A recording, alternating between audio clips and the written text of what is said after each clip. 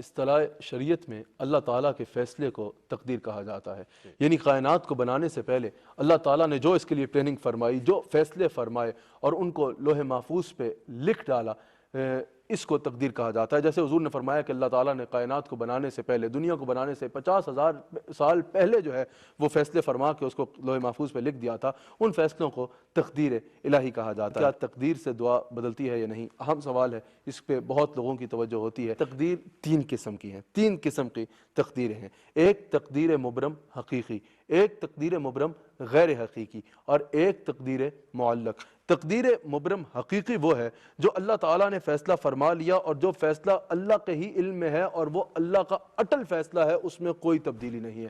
جیسے قیامت کا آنا، جیسے سورج کا نکلنا، غروب ہونا، ایسے کئی چیزیں جو تقدیر مبرم حقیقی ہیں، جو اللہ کے علم میں ہیں اور وہ کسی کے علم میں نہیں ہے، اور وہ اللہ کا ایک اٹل فیصلہ ہے، اس میں کوئی تبدیلی نہیں ہے، جس کے بارے میں اللہ کریم نے ارشاد فرما دیا کہ ہمارے کہے میں، ہمارے فیصلے میں تبدیلی نہیں ہوتی. یہ تقدیر مبرم حقیقی ہے. پھر تقدیر مبرم غیر حقیقی ہے جو لوح محفوظ پہ لکھی ہوتی ہے، اللہ نے لوح محفوظ پہ لکھ دیا ہے، لیکن وہ تقدیر مبرم غیر حقیقی ہے. اس پہ بعض بہت جو بڑے مقام پہ اولیاء ہوتے ہیں، جو بڑے مقام پہ اللہ کے مقربین ہوتے ہیں، تقدیر مبرم غیر حقیقی تک ڈاکٹر صاحب ان کی رسائی ہوتی ہے. بعض اولیاء کی اور بعض کاملین کی رسائی تقدیر مبرم غیر حقیقی تک ہوتی ہے، اور ان کی دعا سے اللہ تعالیٰ تقدیر مبرم غیر حقیقی جو ہے اس میں تبدیلی فرما دیتا ہے. اگر وہ کسی بات پہ قسم اٹھا لیں، اگر وہ کسی بات پہ اللہ کریم کے حضور گڑ گڑا کے عرض کر دیں، اگر وہ کسی بات پہ اللہ کریم کے حضور فریادیں کریں، تو اللہ تعالیٰ ان کی دعا پر تقدیر مبرم غیر حقیقی کو بدل دیتا ہے.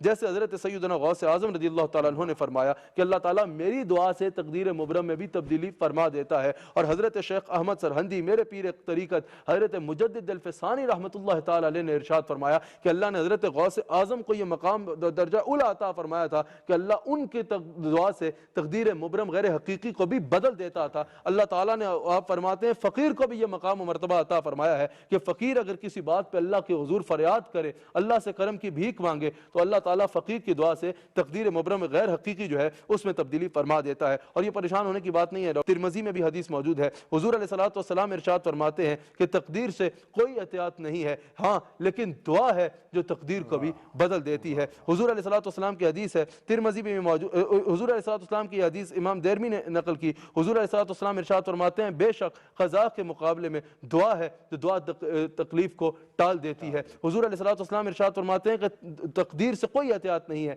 لیکن یہ دعا ہے، تقدیر کو اور کوئی چیز نہیں بدل سکتی، لیکن یہ دعا ہے جو نازل ہو چکی بھی اور نازل ہونے والی تکالیف کو جو ہے وہ ٹال دیتی ہے. دعا میں یہ طاقت ہے. اور پھر ایک تقدیر معلق ہے جس میں اکثر اولیاء کی، اکثر صالحین کی، اکثر جو ہے وہ کاملین کی اور نیک بندوں کی رسائی ہوتی ہے. اللہ تعالیٰ اپنے کرم سے، حضور علیہ الصلوۃ والسلام کی شفاعت سے، اولیاء کی دعا سے، ماں باپ کی خدمت سے، نیک اعمال سے اور صدقہ اور خیرات سے اس تقدیر میں بھی تبدیلی فرما دیتا ہے انسان کی دعا کے مطابق.